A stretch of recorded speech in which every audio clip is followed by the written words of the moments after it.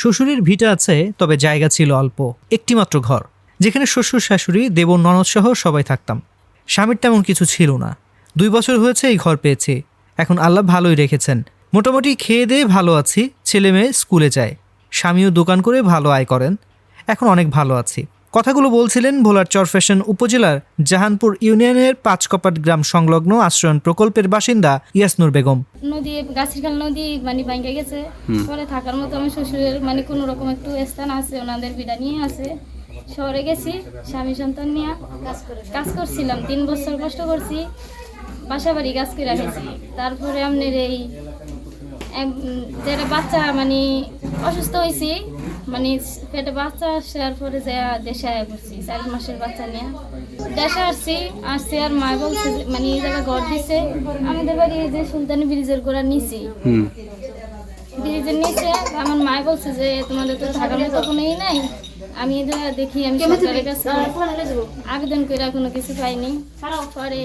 স্বামী জাফরুল্লাহ ঘরের পাশেই মুদি দোকান করেন। 1 ছেলে ও 1 মেয়ে তাদের। ছেলের বয়স 3 বছর, মেয়ের বয়স 8 বছর। মেয়ে 3য় শ্রেণীতে পড়ে। ইয়াসনুর জাগো নিউজকে বলেন, নিজস্ব জমি ও ঘর হওয়ায় এখন দেশি মুরগি, হাঁস ও চীনা হাঁস পালন করি। নিজেদের খাওয়া দাওয়ার পাশাপাশি 2-1টা বিক্রিও করি।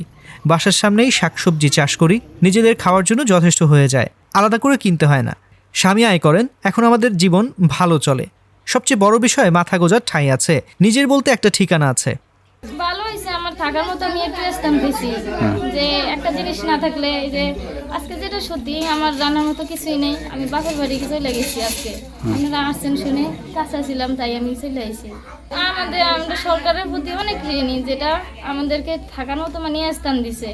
কারণ আমাদের পক্ষে সম্ভব হইতো না যে আমরা এতটুকু জায়গা কিনা। শহরে গেছি ঠিক আছে, 3 বছর খুব কষ্ট করছি, মানে টাকা দেওয়ার জন্য খুব সাঁতরাইছি, কিন্তু পারি নাই। কারণ রুম ভাড়া চালাইতে হইতো, বাচ্চার খরচ, অসুখ বিসুখে এমনি সামনে মানে খরচ হয়ে যেত।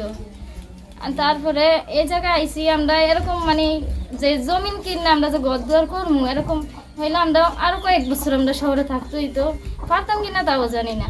আমরা অনেক ঋণী সরকারের কাছে। সরকারে থাকার জন্য স্থান দিয়ে দিছে, কিন্তু আমাদের বাচ্চা যে পড়াশোনা করাই এরকম কোনো লাইন হয় নাই।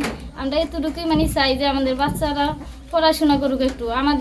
আমরা 1 কলম পড়ছি, আমাদের বাচ্চারা যেন আমাদের থেকে একটু বেশি পড়ে, এরকম মানে যেই হোক আমাদের পরিমাণ পড়লো তবু মানে যে কলম ধরতে পারে, যে দেশের একটা নিয়ে মানে চলতে পারে, পরিচয় নিয়ে চলতে পারে। এই জন্য একটা মানে ব্যবস্থা করে দিলে সবচাইতে বেশি খুশি হইতাম। কারণ আমাদের এদিকে কোনো স্কুল নাই কাছে বাচ্চাদের পড়ার মতো।